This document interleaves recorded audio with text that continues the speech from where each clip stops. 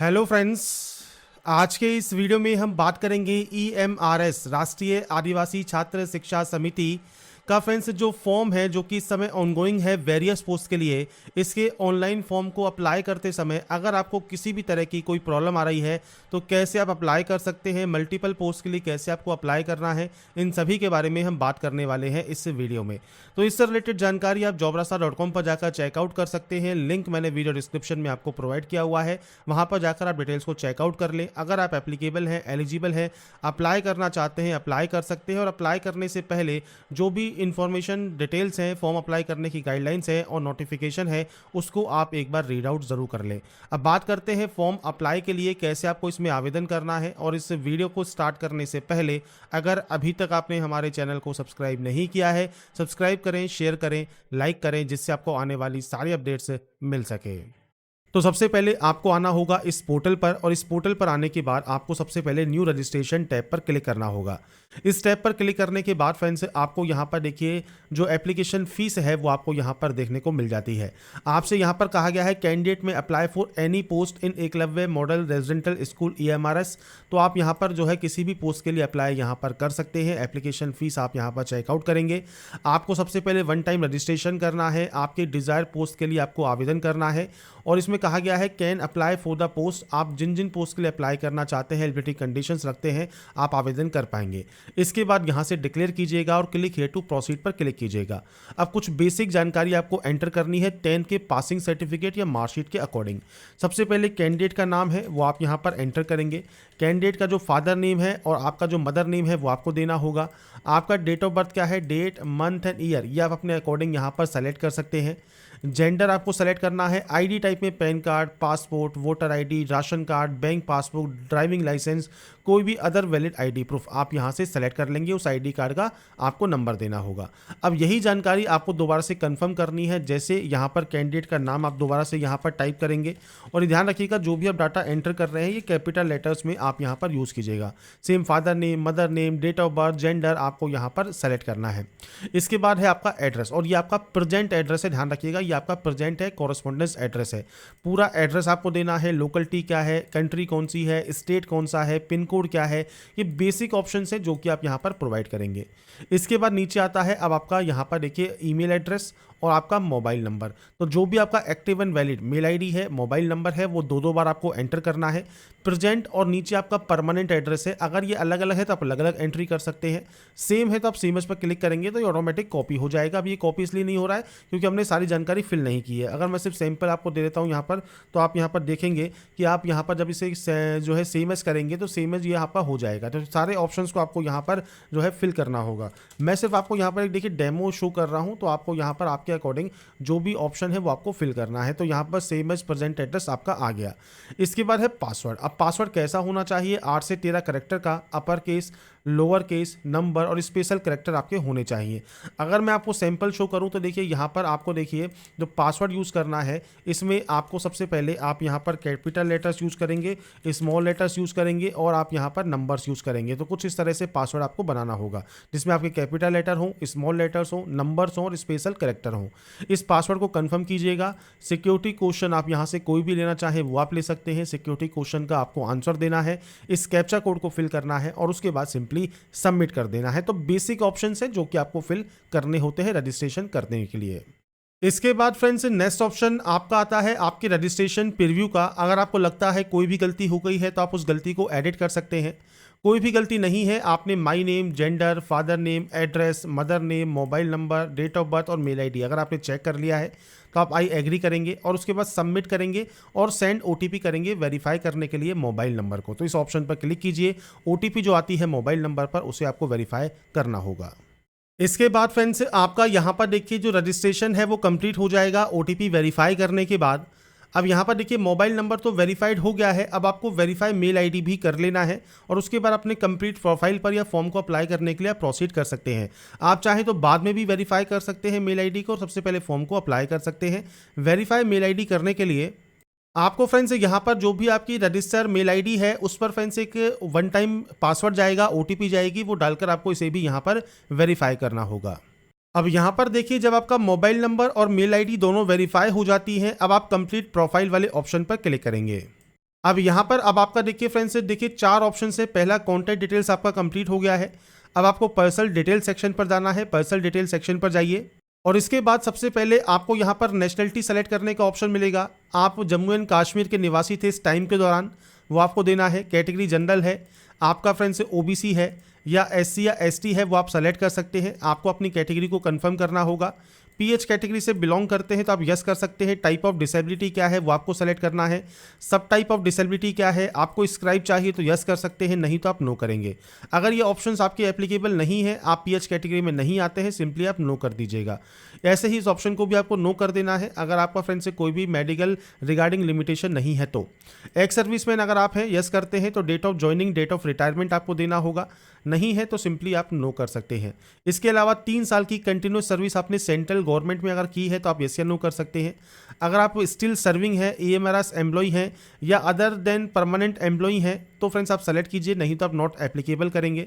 आपके खिलाफ कोई भी पेंडिंग क्रिमिनल केस वगैरह है या नहीं है, मैरिटल स्टेटस क्या है वो आपको जानकारी प्रोवाइड करनी है और इसके बाद इससे कैप्चा कोड को आपको यहाँ पर फिल करना होगा। तो ये बेसिक ऑप्शंस हैं जो कि आपको यहाँ पर एंटर करने हैं और ये एंटर करने के बाद आप सेव एंड नेक्स्ट कर देंगे। इसके बाद फ्रेंड्स नेक्स्ट ऑप्शन आता है डॉक्यूमेंट अपलोड का। तो यहाँ पर देखिए अब आपको डॉक्यूमेंट्स अपलोड करने हैं। तो फोटोग्राफ अपलोड करना है 10 से 200 KB में, सिग्नेचर अपलोड करना है 10 से 50 KB में और ये JPG फॉर्मेट में रहेंगे। ब्राउज पर क्लिक कीजिए, फाइल को सेलेक्ट कीजिए, फोटोग्राफ एंड सिग्नेचर को अपलोड यहाँ पर आप कर सकते हैं। इसके बाद सेम आपके सामने प्रीव्यू ऑप्शन आएगा। अगर आपको लगता है कोई गलती है तो बैक जाकर उस गलती को एडिट कर लें, नहीं तो आप यहाँ पर कंफर्म करेंगे कि इन सभी जानकारी को आपने चेक कर लिया है, कोई भी गलती नहीं है। आप इसे एग्री करते हैं और फाइनल करते हैं जो आपके प्रोफाइल है उसको, तो आप यहाँ से प्रोफाइल को सबमिशन कर देंगे। अब यहाँ पर देखिए आपका जो प्रोसेस है प्रोफाइल सबमिशन का वो आपका यहाँ पर हो गया है, कंप्लीट हो गया है।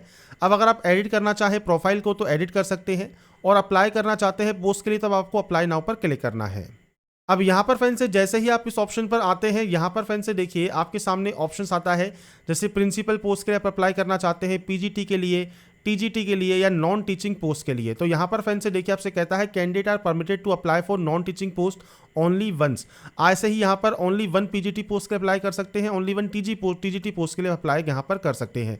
तो यहाँ पर फ्रेंड्स से आप जिस भी पोस्ट के लिए अप्लाई करना चाहें अप्लाई वाले ऑप्शन पर आप क्लिक करेंगे।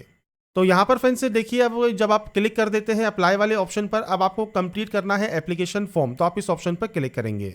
अब यहाँ पर जैसे ही आप क्लिक करते हैं नेक्स्ट ऑप्शन आता है पोस्ट अप्लाइड फॉर का, मतलब आप इनमें से किस पोस्ट के लिए अप्लाई करना चाहते हैं।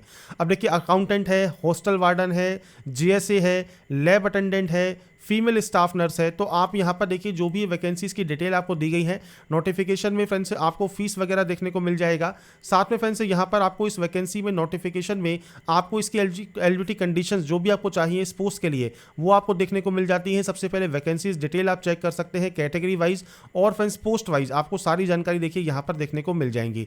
तो अप्लाई करने से पहले एक बार ये चेक जरूर कर लें किस पोस्ट में कितनी वैकेंसीज हैं, वो जानकारी आप यहाँ पर चेकआउट कर सकते हैं। Male and female hostel warden में दोनों ही तरह की वैकेंसी है, GSA की वैकेंसी है और इसके अलावा किस पोस्ट में PH कैटेगरी एलिजिबल रहेगी वो सब जानकारी आप यहाँ पर चेकआउट कर पाएंगे।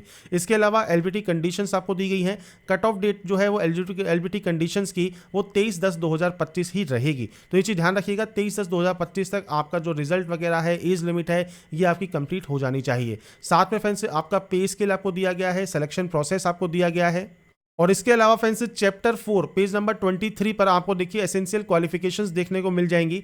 आप यहां पर एज लिमिट और एसेंशियल क्वालिफिकेशंस को चेक कर सकते हैं। आप जिस भी पोस्ट के लिए अप्लाई कर रहे हैं, जिसकी भी एलिजिबिलिटी कंडीशंस आप देखना चाहते हैं वो आप यहां पर चेकआउट कर सकते हैं।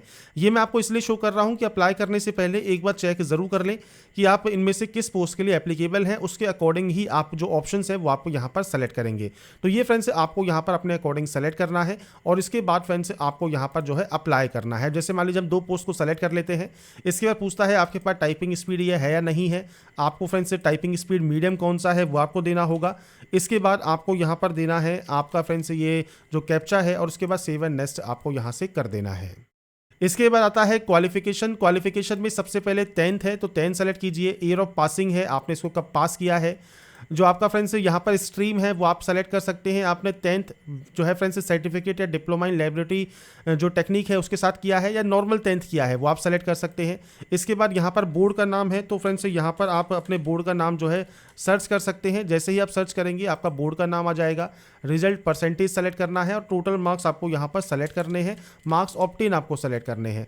ऐसे ही 12th में आपको यहाँ पर पास है वो आप सेलेक्ट कर सकते हैं। अगर ये ऑप्शन एप्लीकेबल नहीं है तो आप नॉट एप्लीकेबल भी कर पाएंगे। इसके बाद पासिंग ईयर है। इसके बाद फ्रेंड्स आपको यहाँ बताना है कि आपके पास 12th जो है साइंस स्ट्रीम में है या विदाउट साइंस है, तो आप सेकंड वाला ऑप्शन सेलेक्ट कर सकते हैं। इसके बाद सेम आपका यहाँ पर आपको जो बोर्ड का नाम है वो आपको यहाँ पर टाइप करना है और आपको ये सर्च करने के बाद आपको यहाँ पर आपका रिजल्ट मोड सेलेक्ट करना है। आपके नंबर्स आपको देने होंगे, आपके मार्क्स परसेंटेज आ जाएंगे।